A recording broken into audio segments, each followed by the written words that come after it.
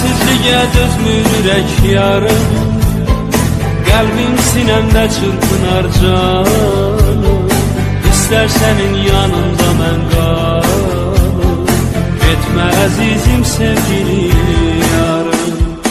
Eşqim məhəbbətlə dolub canım, yaş gözlərimdən hey axır yana. Sən bax mənə yarım yana yana, qoy bu məhəbbət daimi qalar.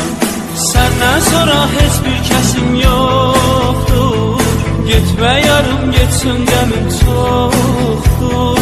Ağlar keçər hər günlərim sənsiz, çətin gülə dodaqlarım mənsiz. Səndən sonra heç bir kəsim yoxdur, getmə yarım getsin qəmim çoxdur.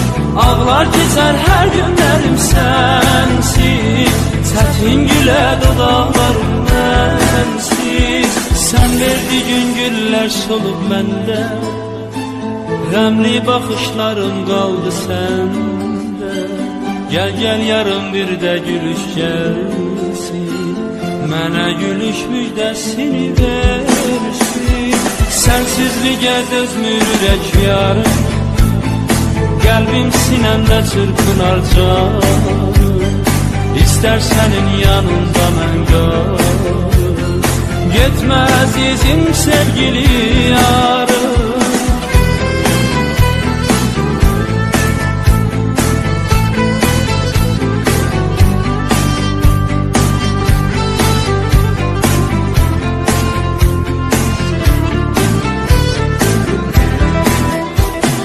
Yandım alışdım eşqüvə yarım, dərdə düşüb sənsiz mənim canım.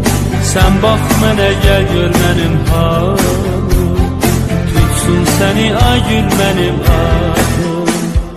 Getmə qərarım otlanıb yandan, özgədimə ağlar günə qallar. Hər bir baxışla dərdini ağlar, rüyalarda səni yada sallar. Səndən sonra heç bir kəsim yoxdur, getmə yarım getsin qəmim çoxdur. Ağlar keçər hər günlərim sənsiz, çətin gülə dodaqlarım mənsiz. Səndən sonra heç bir kəsim yoxdur, getmə yarım getsin qəmim çoxdur.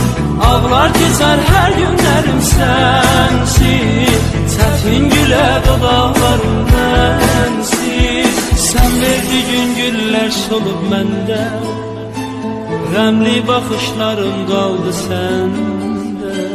Gəl gəl yarım bir də gülüş gəlsin, mənə gülüş müjdəsini versin.